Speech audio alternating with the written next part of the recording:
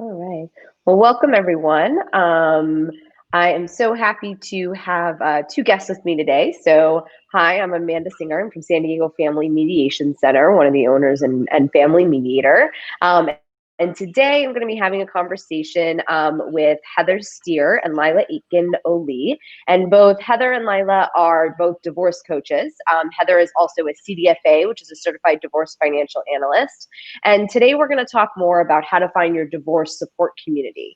And I'm going to pass it over to them in a moment to have them tell you a little have them, oh gosh, can't speak today, right? Have them tell you a little bit about who they are and a little bit about what they each do.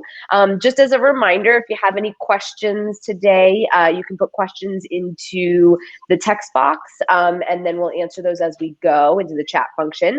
If you put it in there, your name will show up next to your question or your comment. If you prefer to stay anonymous, you can also send us a message on our San Diego Family Mediation Center business page, and we will answer that question, but it doesn't have to come from you. All right, so I'll hand it over to you ladies if you want to tell everyone a little bit more about who you are. Great. Should I start, Heather?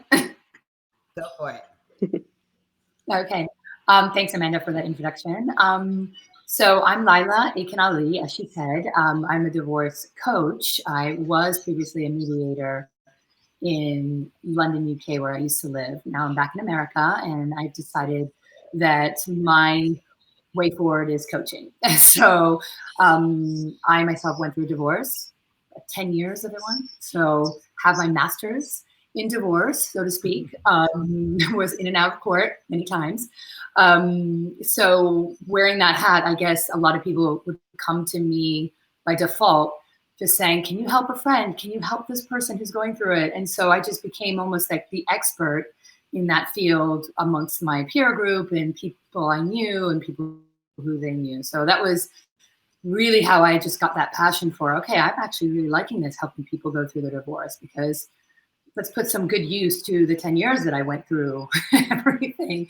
So that's where I'm at. And I met Heather actually on the CDC course where we got certified becoming a divorce coach, which was great. And Heather and I just connected instantaneously, and we have the same vision and realized that basically community is super important. Just not only is a professional help needed when you're going through a divorce, and probably various different professionals that you'll need, from therapy to mediators to yoga teachers to anybody that you can think of, but having that community is super important, and that community that's non-transactional, and it's something that, you know, people can belong to, something that like-minded people are going through the same thing. There's camaraderie, there is accountability, and so forth. So that's me, and this is why we are talking about community, and I'm going to let Heather talk about the rest. Yes. Hey. My name is Heather Steer, and I've been working as a CDFA for the last couple of years. I have a private practice. I'm also divorced, and started to realize that, like Laila was saying, community is one of the first things that tends to get lost when you're going through a divorce. There, you know, statistically within your group of people, there are not lots of people going through divorce all at once. And people tend to ghost you, and it's very weird. And you get, your friendships are all challenged. People think divorce is contagious. They start to look in their own relationships. They realize the family dynamics are going to change, particularly if you have children. And you're kind of raising children together. You think of the impact that it's going to have to their families. But it's such an important time to have some relatability and to get some information. And to Laila's point, that's non-transactional in nature. It's not from your attorney or from someone that's you're paying for a service. Not that divorce coaching is free, but it's that you need to find, you know, the other people of you know, single parents, or just you're going back into the single world at all. I mean, that's like scary enough, right? And it's just having some relatability in a world where you're doing a major transition. There's very few things that happen to you in life that impact every single aspect of your life, whether it's financial, it's relationships, it's, it is your community changes, it's your family. I mean, it hits every cylinder. You might have to move. Yeah. I mean, it's, so trying to find that place of you're not alone, and that, there's other people going through this, and there's other people that are thriving through it, or, it's just trying to find the silver linings, and that, and again, I think it's just to take away the loneliness of it. And so that's what, when Laila and I connected, we both were like, this is so important. We both had similar experiences of not knowing where to look or what to do, or, who to kind of find. And so, I spent a lot of time when I was going through my divorce trying to figure out who should I call? Who can I connect with? I'm a very social person. I went into a very isolated time of my life. And so I really want to bring to not have people go through as extreme of a situation, and, and to support people and enable them and empower them and educate people, because the more educated you are, the more, you'll come out more whole through your divorce. And so that's, that's my passion in my private practice. And now Laila and I have started a company, Split.fi, that we are building community resources and education resources for people going through divorce, and to take the overwhelm out of divorce. So we're in the early stages of doing this, but we're very, very passionate about what we're doing. Yeah, that is wonderful. Ooh, I'm hearing an echo. Sorry, I don't know if anyone else is. So yeah. So Heather, I think one of the most important things I think that you talked about is the idea of education and support. And, we talk a lot on the mediation side, and we even had, Jennifer and I had a conversation with both of you for, Split.fi's group about educating people about mediation. Because I think that's, we find that there's just so many misconceptions, and it's so hard to find the right information and the correct information. So I think it's great that you guys are really looking at, that education side of things, because it's so important for people. Before we delve into that a little more, though, I realize not everyone might know what exactly a divorce coach is. Can one of you share a little bit more about, what exactly is a divorce coach? Yeah. It's interesting because a divorce coach has, a coach has a lot of hats, but basically they're, in a nutshell, your thinking partner. You're kind of your, so to speak, friend through the whole, best friend through it all, right? Holding your hand. 9 out of 10 times they've already been there, so they can resonate with your experience. They understand you.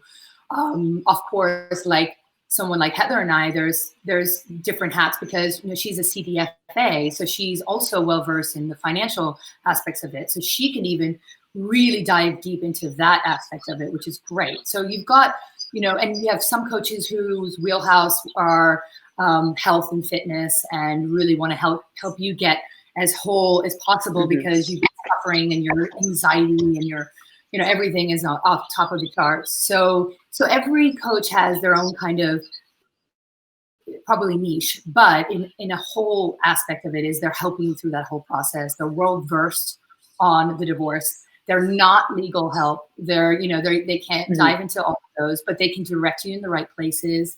They can help you set up, your conversation with them. So ask the right questions to the professional. So let's say you have a meeting with your lawyer, a meeting with a mediator. They can definitely prepare you so that it's more concise and more precise, and you're in there. And especially if you're paying lawyer fees, unfortunately, you really want to be very well versed in what you're getting yourself into. So they really prepare you for that whole process. And maybe depending on what stage you're in, they really just help you at that stage. So it's like, if you're just even thinking about divorce, well, all right, let's help you, let's paint the picture of what it's going to be like.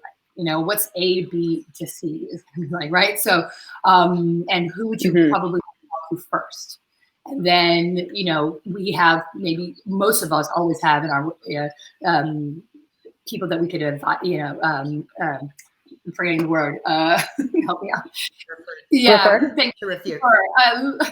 Refer to. So, we've got a plethora of people that we can refer to, so that you can also have like that beauty parade, so to speak, of people that you can talk to and see who you resonate with, which is great. And usually we kind of know what type of, when there's a client that comes to us, we really can see probably, oh, you know, they're going to have a good fit. There's 3 people I know who really would be good for them, you know, mediator wise or lawyer wise and so forth. So instead of them going into the yellow pages or a database of a bunch of different lawyers or a bunch of different mediators or whoever, they have at least know for all that somebody can help them through that and sift it out a bit.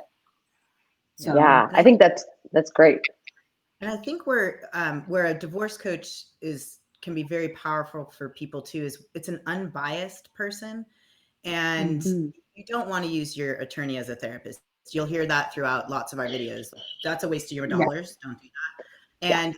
And we're not therapists either, but it's like, I like this. It's the strategic thinking partner, like Laila was saying, and it's the you know, if you go to your mom, like I'm super close with my mom, but my mom is clearly biased going through my divorce, and she's not going to give you that sort of clear thinking and independent thinking, because even your friends, you know, your guy friends, your girlfriends, whoever they aren't, everyone has some skin in the game, right? So the divorce coach is more of an independent thinking partner, and to help you just kind of talk through what your plan is and set an agenda, and a little bit more of the tactical side of the divorce, rather than a therapist that's really looking at the past and trying to bring you kind of forward. They're more, where are you going forward?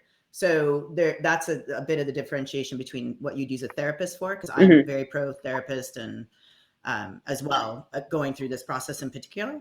So it's just another person kind of in your team that can help you. Yeah, we set actions. We're holding you accountable. That, you know, it's daunting, and you've got to take divorce piece by piece, not as a whole. And we all, every single one, I don't know anybody who can just compartmentalize certain things, because it's a life-changing, you know, part of your life. I mean, your whole life goes from one aspect to another. So it's hard to look at it as, okay, let me just take it in little sound bites or little baby steps, right? So what a divorce coach does is really help you take it into those steps. Like, okay, let's get the priority list, and let's take it step by step, right? And and really help you through that as well, so that you're not overwhelmed. We're really, that our whole ethos is taking that overwhelm out of divorce, right? And it is not just as individual coaches, but Heather and I, is like, as a community also. It's like, you know, it's so great to know that, to find somebody who's already been there and maybe had the similar story or same thing that she had to go through or he had to go through, or somebody's in the middle, just like you, or, you know, it's just all of that you just connect, and you're like, okay, you can breathe. Because as Heather was saying, I mean, as much as friends are super important and amazing, and my friends were amazing through it, but they're still friends and they are biased. And you know what? They're still there going to say, he's an asshole, or, you know, she's a this, or whatever. It's like, we know that perpetuated. So we are taking all that emotion out, and we're just like, let's just concentrate on the facts and what we really need to get you through to the place you want to be. So it's like, you have a vision, you know, let's look at that. Let's explore that. What is that vision? Where do you want to be? Like, through all of this, I mean, people can't even see through that. It's like, do you want to be sitting in the same house, or do you want to be sitting in a different house? And do you want to have this around you? And do you want to be working? And do you want to, like, start thinking that way, so that we can get steps that get you there the fastest way possible. Yeah. I think one of the really great things that you talked about, both of you, is, you know, helping move through the process, helping clear away all that debris. And, you know, Heather, I liked what you said. You know, I say that too, like, you know, you don't want to pay your attorney's rates to treat them as a therapist. And also 99% of attorneys don't know how to interact with you in that manner, right? They are not trained. They are not, you know, very much not trained in that. And even as a mediator, I want, you know, it's gonna, be more expensive to talk to me about all of those things, but it's also, it changes the dynamic, and it changes the dynamic with the professional, depending on what they know. And so what I would say too is that when people are working with a divorce coach, they actually end up spending less time and money with their attorney or their mediator, because they're more productive with their time, right? And so not only are you not using your attorney as a therapist, but you're using your time with your attorney much more productively. Because I think sometimes there's a misconception of, oh my gosh, it's so many professionals to be paying, right? So I've got a divorce coach, I've got a financial, advisor, I've got an attorney, I've got a mediator. Yes, there's a lot of different professionals, but if they all play their correct roles, I find that it fits together in a way that you're spending less money than you may have if you're just kind of trying to make your attorney be the only person. Right. I And mean, you'll end up I face that getting exact thing. I'm sorry, Heather. Yeah,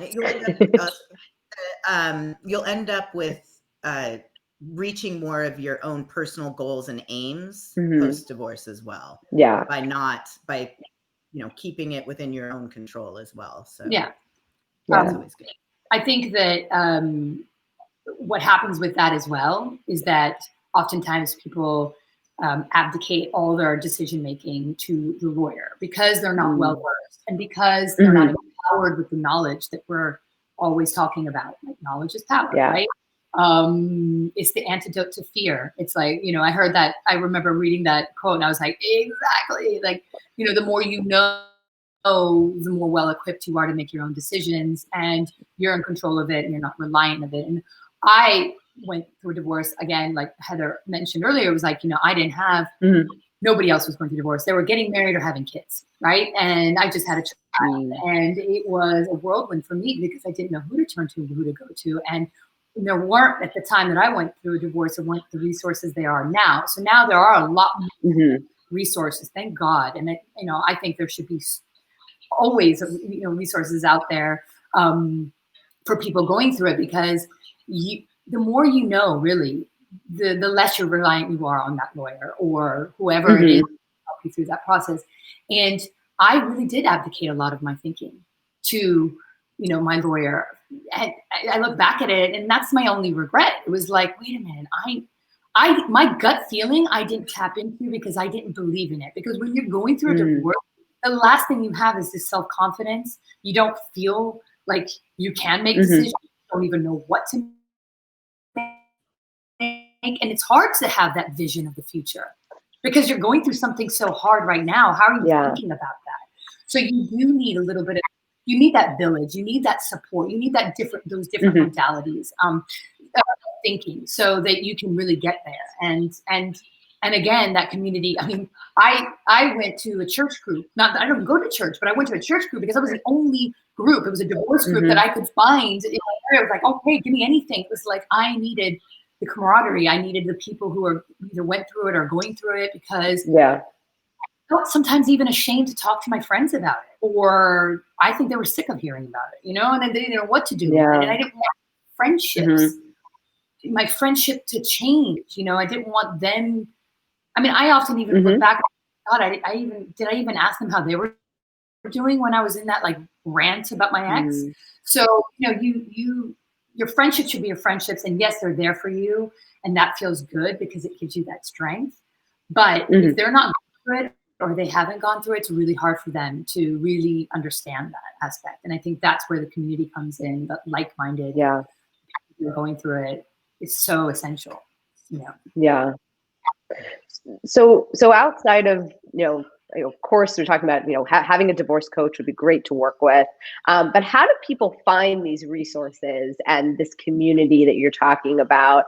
And especially maybe touch a little bit on how has that changed right now? Because, you can't be an in-person community in the way that it used to be, right? So I don't know if Heather, you want to kind of, and both you share some ideas of resources and how do you find that your community? Yeah, I think to Laila's point, 10 years ago, the resources were very different. Now being in COVID, they're even wildly different. So there are some amazing like groups in Facebook you can look up. And they, the one thing I'll tell you is to go in and look for what the ethos of the group is, because there's some that are more humor oriented. There are some that are more rant oriented. There are some that are, there's religious based ones, which are great. Like, I would encourage anyone to be like, oh, look for, if you have children, look for the parenting, single parent kind of groups. Look for, on one of the things that I wish I would have done and known about in hindsight was Meetup. Like, there's tons of, if you're a single parent and you like to hike, like, let's go take our kids out hiking. You can go to the beach. You can go, whatever activity it is that is going on. There's a lot of singles groups like that. There's like divorced and like drinking wine groups, and there's, it's a little more difficult in these times right now, but and I really wish I probably would have leveraged some of those resources during and after my divorce. I think there are, look up people within your, within your friend group that have gone through a divorce. That's the other thing. Like, honestly, those of us that have gone through it, we're a lot more empathetic. We get it. We're happy to kind of share experiences, educate you about the laws in your particular state. We obviously, it's national. Every state has very different laws and different experiences. So those are kind of the key places. To Lila's point, if you are religious, there's a lot of, like Jewish Federation kind of support groups, or Christian or Catholic type groups that you can look at. There's a lot going on online. Like, we're going to be hosting some live kind of community coaching, like group coaching opportunities. So if you start following us, we're going to be launching that in the next week or two, which will be an awesome opportunity for people in the process to look at connecting with other people going through that, particularly because right now it's going to be virtual. It doesn't matter where you're at. So those are some of the key areas that I would tell people to go look at for sure. And Laila, do you?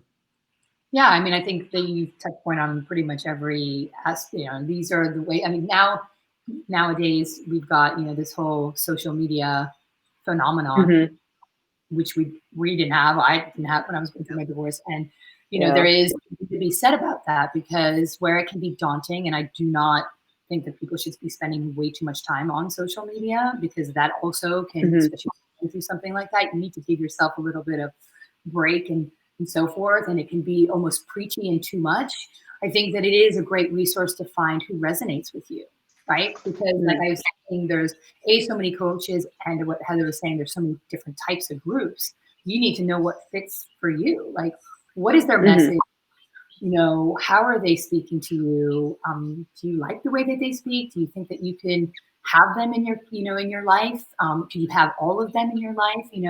Is that the wording that resonates with you? So use that tool. Is great. Instagram, Facebook. I mean, those are the two modalities that I think people are really using. So all the groups out there and all the coaches out there are really using that to speak their voice. So, if that resonates, then you're going to go with it. And like I said, I mean, who doesn't want to have a little bit of humor? So yeah, I think humor should be something that, and who's to say that you can be part of a couple of groups? You don't need to be part of just one, and then figure it out and say, oh, right, well, actually, this one's giving me a lot. And so, hey, I'm just going to stick with this one and put more time into this one. Because again, time is not of essence when you're going through a divorce. I say it's a full-time job. I think it is a full-time job. I mean, and when you have children, that's a whole nother aspect of it, right? So to make that time is difficult. So it is like, okay, but test it out. Really test it out. Test, just like you would a professional. Doesn't mean that you just talk to one lawyer, going with that lawyer. Doesn't mean if you talk to one mediator, you're going to go with that, or therapist, whoever. Use it as that same. The groups, test it out, and see what resonates and who's in there, and if you like that community and that family. So. Yeah, watch the people interacting in those groups, because I follow a lot of these for obvious reasons. And it is interesting to see who are the active members in a group. So I would tell you to also pay attention to, what's going on with the people, and how is the moderator managing, the group and the like, because that's very important. Yeah. And I think what's good to know too is that in a lot of these there'll be private groups so that you're not having to share publicly, right? Because I know we hear that a lot, even when we're hosting webinars like this. People say, "Well, I didn't want to like the event because I didn't want that to, friends to see that," and we totally get that. And so it's making sure that you find. I think you guys are talking about a lot of wonderful resources, and whatever comfort level you have. Somewhere like Meetup may even be more private than somewhere like some of the Facebook groups. And so just finding the options that work for you, I think, is really important. And I like the advice about trying out different groups. Why not see what's going to work best for you. And also I think something that I always think about is using it as much as you need, but not feeling like you also always have to, right? I think you brought up the idea of getting too inundated on social media, right? There's so much that's out there. And I think that sometimes it's okay to take a step back too, if you find that it's just, wow, this is too much information out there, and being able to just pick and choose, what you want. And I think too, just like you said about vetting professionals, vet the groups in terms of making sure you're getting the right information. I mean, I'm sure you guys have seen this where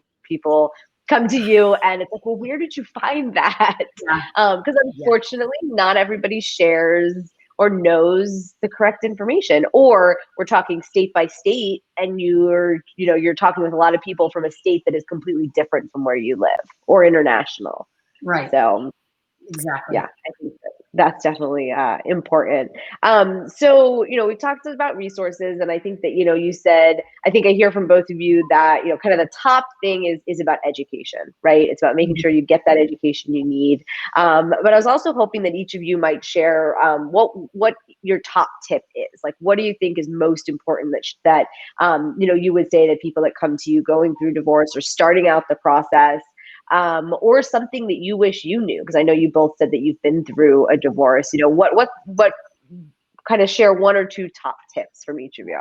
I have like 100, but I figured making you choose. I make a list. I put it off and I put it out there on on my social media feeds. I make a list and I'm like, oh my God, there's so much that I realized I didn't know back then that I do know now. And I see it in my clients. I see it in the people who are going through divorce, that they're always, the biggest thing is they feel like they're in a rush and very anxious. And so one of my top tips is like, breathe. Don't forget to breathe, but really, it's not a rush. You do it on your pace. You set the pace that's comfortable for you.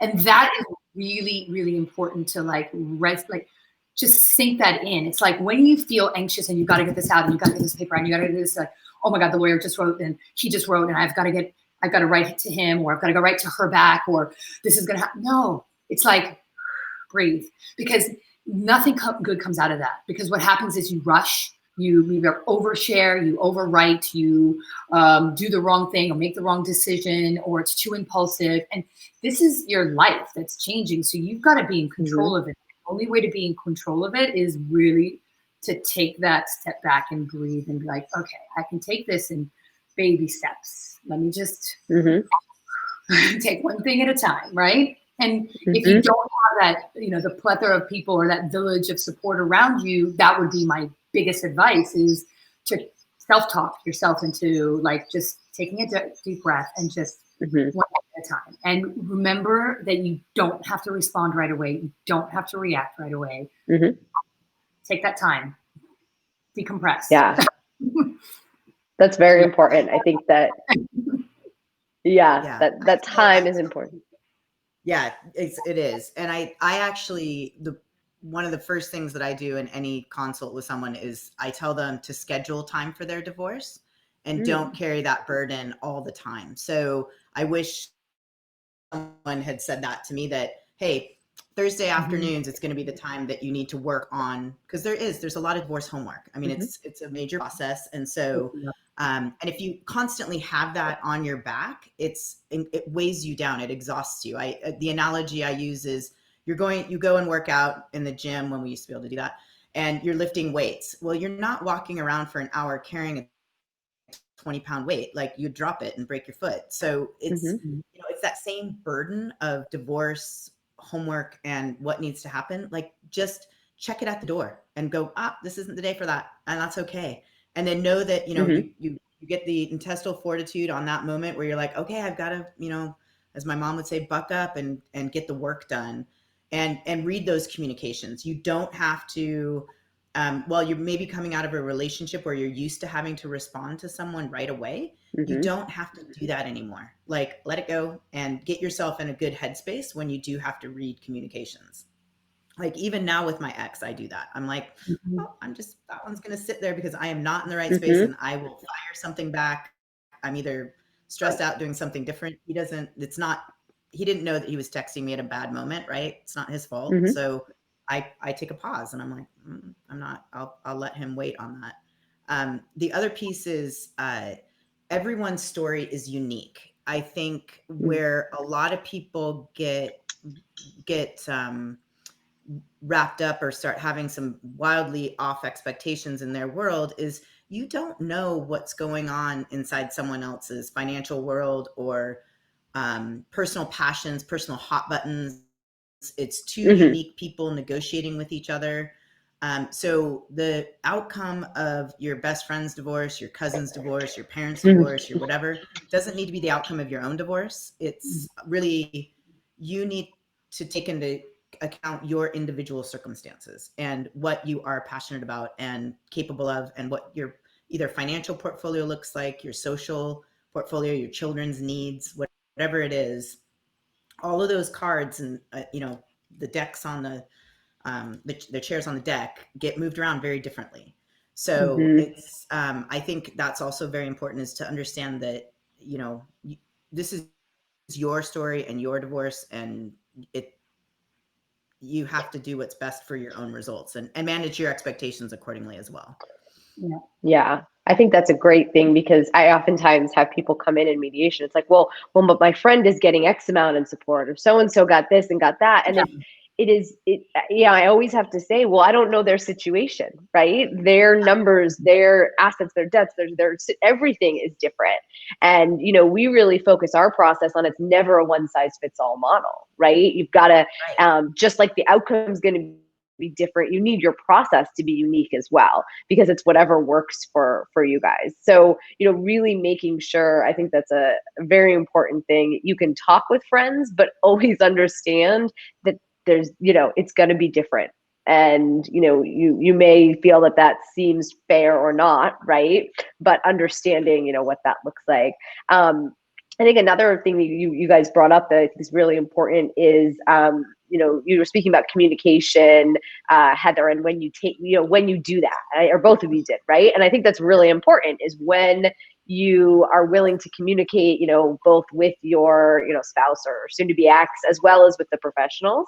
And I think that what can be important there is setting those boundaries and expectations, with your soon to be ex, as well as with some of the professionals, right? Let them know, if you are only going to do your divorce work on Thursday afternoons, let your attorney know. Say, hey, I'm going to be doing these on Thursday, so if you don't hear from me all week, it's okay, right? I'm going to get to it. Let them know so that you don't feel like you're getting hounded, and they know, okay, if there's something important, maybe they'll call you, right? Like if it's something that is really time sensitive, they know that they'll call, as opposed to sending that email. So I think it's important to set those expectations with everyone. Right. Yeah, I think that's that great with advice. that, actually, and because again, divorces, there's so ebbs and flows of so many different communicating back and forth with your ex. Yeah. I realize also one of the things that I wish I had done a lot more of is that, to your point, sometimes there is urgency. There is something that you need to respond to right away, whether it be a lawyer, whether it be something else. And with that,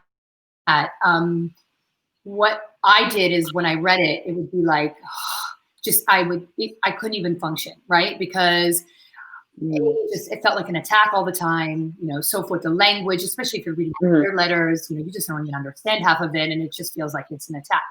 So what I always suggest to my clients is either get a trusted friend or trusted somebody, or their coach or whoever should read that document first, or be there with them when they're reading it.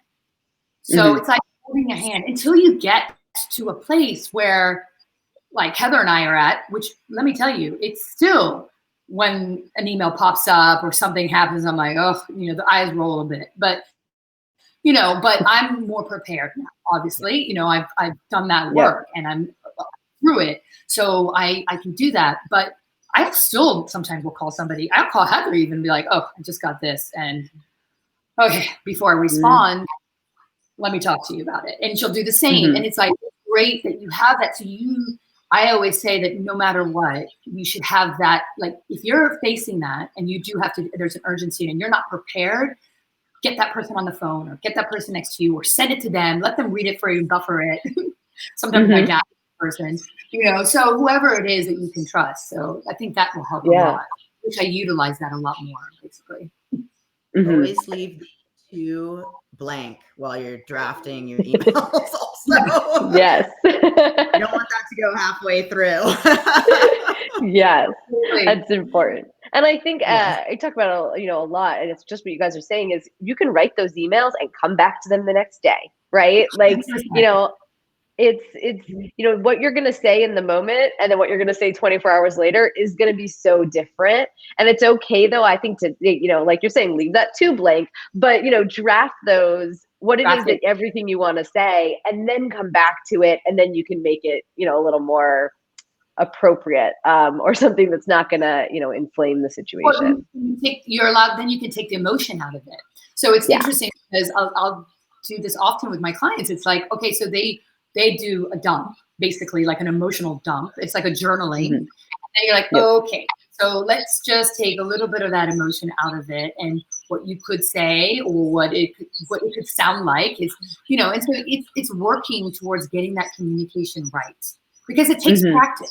In the beginning, it is going to be that dump and that anger and that frustration and, oh my God, or you're trying to prove yourself right because you feel attacked. And, there's always all of that in that communication. So that is like, sit with it, never send it, and then keep looking at it. And it's an editing process. I mean, I've edited some documents 20 times, like, before I sent it. It's like, okay, wait a minute, that doesn't sound, because you want to get to a place eventually where it's really like, then there's less room for conflict and there's less room for that, right? And you're really going to get to the point, rather it's about you two, it's about subject to matter, right? And it's like, okay, let's stay in that rather than how we don't like each other or we don't see eye to eye and we're never going to agree. And so it's like, especially children, because you're not getting, you have to keep co-parenting together. So trying to get into that effective space. And there is a lot of communication clearly that's required around children and, raising children in two separate households. So that's, it's good to get there fast. Yeah, there is, I will say though, productive ways that you can do that communication too, right? So oftentimes in mediation, we'll talk about the forms of communication, right? For some people, getting that text message is going to be a trigger. And so, maybe it's that most communication either goes through email, or there's a lot of wonderful, I'm sure you both know, co-parenting apps, right? There's ways where you can have all of your co-parenting and all of your divorce stuff in one place. And, then the conversation is, well, you only call or you only text if it's an emergency, right? So that you can kind of, deal with the things on your own time, like you both have said, and take the time that's necessary. So it's really important, especially if you're working in mediation. It can be harder, through the courts. But if you're in mediation, talk about the ways that you wish to communicate with each other through this process and as you continue co-parenting together, and find, what's going to work for both of you. So one of the things that we've talked about, you both I think mentioned, and I wanted to touch on a little bit, is the community that is your friends, right? So it is great to have friends, and it's different than, like you're saying, working with your divorce coach or something like that. But I think one of the things is, and how can you also talk, what are ways to talk about the divorce? I've also heard, sometimes people saying friends disappear when you go through a divorce. The feeling of like, is it contagious, right? Like, that idea. So how can people kind of, you know, work, or I don't know, talk with friends in a way that is going to be good for everyone?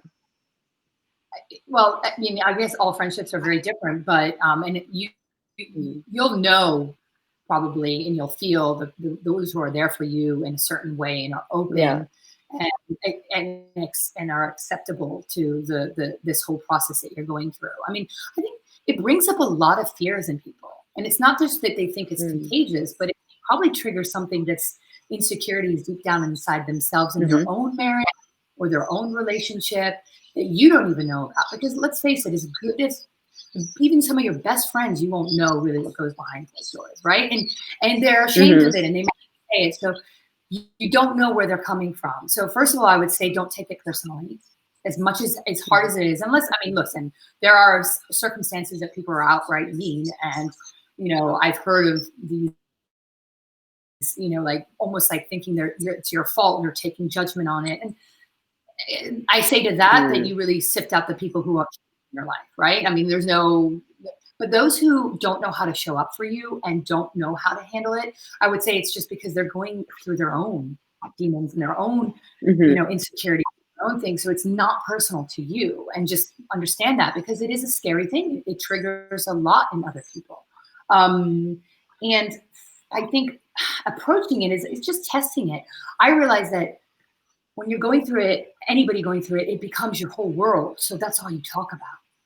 And you're always talking about your divorce story. And you don't realize that, well, the person you're talking to actually also has a life and is going through their own thing. So it's kind of allowing yourself to have that give and take in that relationship. And again, test out the waters a bit. Like, don't give an overshare too much. Just give a bit, like, that maybe one thing that you might need, or one thing that you really want to get off your chest, and rather than a dump fest. Because I feel like a lot of people can handle it. I'm not saying that all your friends can handle it, but if you give a little bit and rather than all of it, it's less overwhelming, and it's easier for them to be like, oh, right. Oh, yeah, I can get that. Like, let me process that. Because let's face it, it's about sharing your children with somebody else, going to court, finances, change of house, change of this. I mean, there's so many different things you could just dump, and that is overwhelming for people. So I think it's my advice for that would be that, like, it's like, just share a little bit at a time, not too much, and use them to, like, just have a good old cry and, be there. And that's what friends can be there for you when you need to just cry and be like, how you do for you. But you'll always have those, find those friends who can take a little bit more, and you sit those out. And those who aren't there for you and are judgmental and, are showing different colors, then unfortunately, sadly, you just kind of figure out they're not the ones that could. I always say that divorce really cleanses your social, your right. It kind of cleans out those people, and better than to know now. Better now to know who's not going to be there for you. It's very interesting because there isn't. I've started doing kind of some research around rituals around divorce, because there isn't, like, if I showed up and, like, I had a sick kid or a sick spouse or whatever, you're suddenly, there's going to be a meal train, there's going to be like a carpool plan, there's going to be all these that are going to, the community sort of knows how to rally around that, or like a death of someone, tragedy kind of thing. And divorce is just as tragic. I mean, it again, like, hits every aspect of your life. And so, but people, there aren't really any rituals or customs around it. And so, and again, going back to all the things we've already said about introspection and all that. So people don't know how to react to you. So I think communicating with your friends, like, this is what I need. I think the relationship balance is huge. I think the other people that also start showing up, and you need to watch out for these ones, are the ones that thrive on the drama. People show up. So tell me about this. Like, did he cheat on you? Did you cheat on him? Did she do this to you? Like, what's going on here? Like, people want to find out the dirt, and it may not be that there really was any dirt. Like, you simply grew apart and whatever. Just so, but watch out for those people and run clear of them. Like, they are not there to support you. They will fuel that bad part of the emotions and keep you in a place that you don't need to stay in, because that's your place of anger and hurt many times. So I would, that's some of those people, just get away from them. The other thing that I've seen happen a few times, very sadly and scary, is be very careful, particularly in the early stages before maybe the general public, the school environment, knows about your divorce. Be very careful about who you share it with. I had a good friend whose kids found out not through them. And that is like, it was honestly devastating. And that is, so just be very careful about who you're sharing with early on. And so that you can own the communication and the story out into the public world. Because again, people like to gossip. People are, there's just something around it.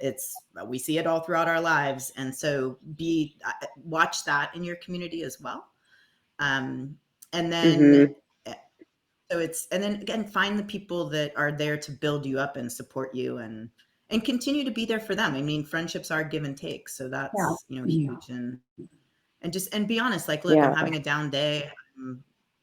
This happened. And then they get it, and they understand that you're sort of not in great space that day. So, but also share the joys of it, or share the wins, share the, the happiness, and don't feel guilty about being happy during certain moments. I mean, some relationships, it's okay. And you're going to be okay. It's okay to experience happiness and joy on certain days. There's going to be some good days and bad days. So, you need to thrive in those good days. Yeah. Sharing the wins is like an absolute must and important, because if you're only talking about what's bad, then that just continues, and you get into that like cycle of always talking about that. And then everything that way. I think it's such a mindset, right?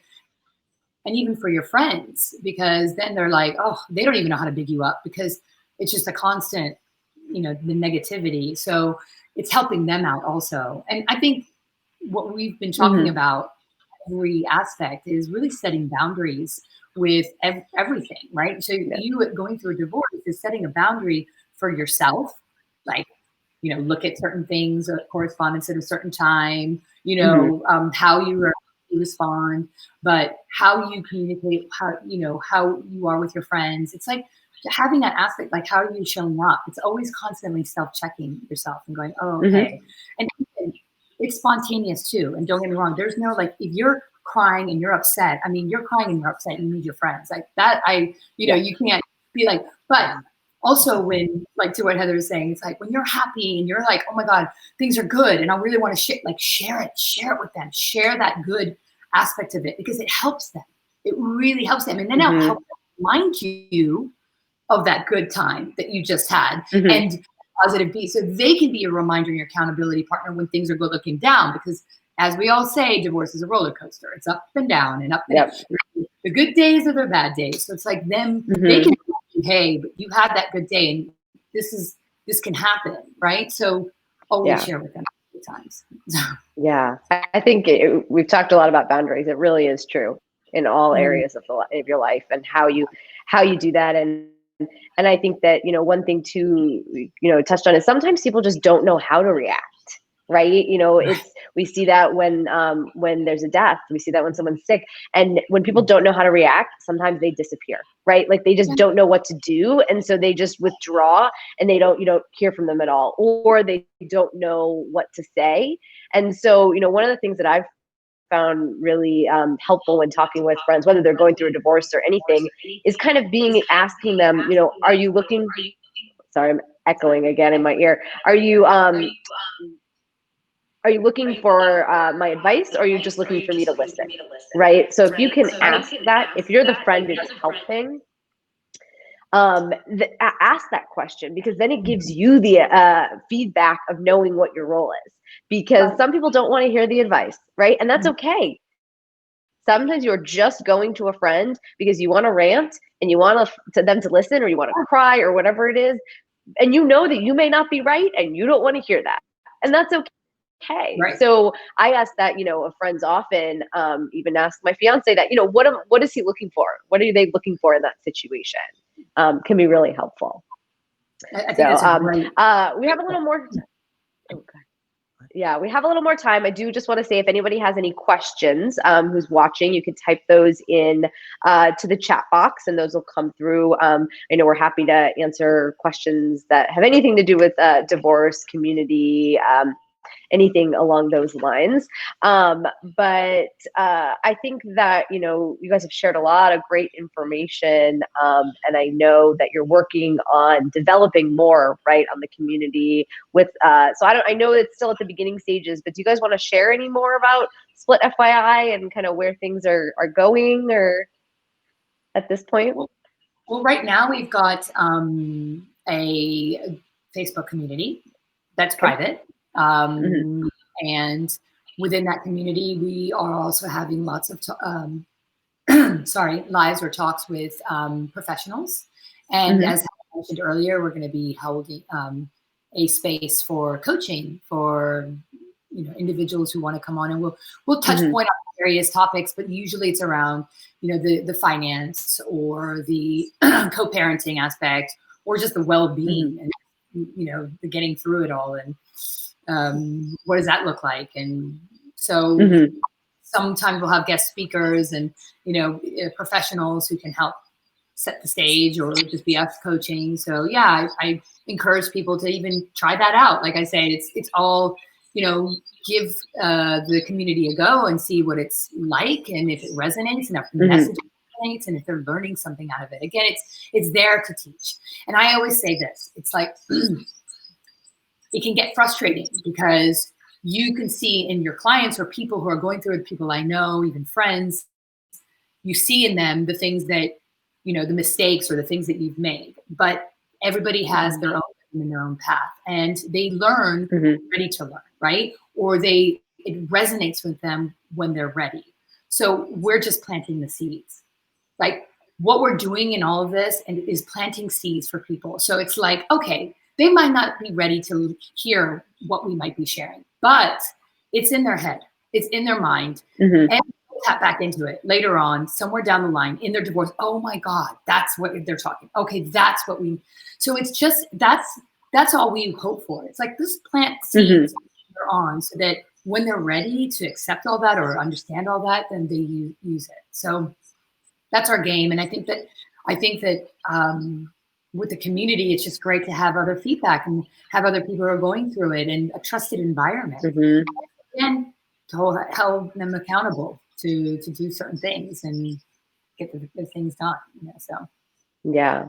And if people are unsure of where they're heading, like, is that a place too? Like if people aren't in the divorce process yet, but trying to consider what they're going to do, as well as I think also the post-divorce, right? Are you guys kind of supporting all of those stages? All three stages. Before, during, and after. Absolutely. Okay. I think the funny thing is I'm finding the walk through the divorce and the transition isn't linear. So people are ready to date at a different point. People's divorces take very wildly different amounts of time. So there's opportunities to engage in different things throughout, kind of the life cycle of the divorce. So absolutely, before, during, and after. And I always encourage people engage with the community, because there are people like us as professionals too, sitting there and ready to respond. So you will get out of it also a little bit of what you put into it. I mean, more than what you put into it. So, and we have that same, going back to the privacy concerns around Facebook. Our long-term vision is not to stay within a Facebook environment, but it's a great platform for what we're trying to do immediately. And we have the privacy thing, to your point earlier, Amanda, like on this type of Be Live, where you can go and just hit us up privately, and then we'll repost as a private question, so that there's no one knows who you are, particularly if it's, within our local community and things like that. We're very sensitive about, our ecosystems that way. So. Yeah. That is great. All right. Well, I think we are out of time for today, and I thank you both so much for talking with me today, sharing information.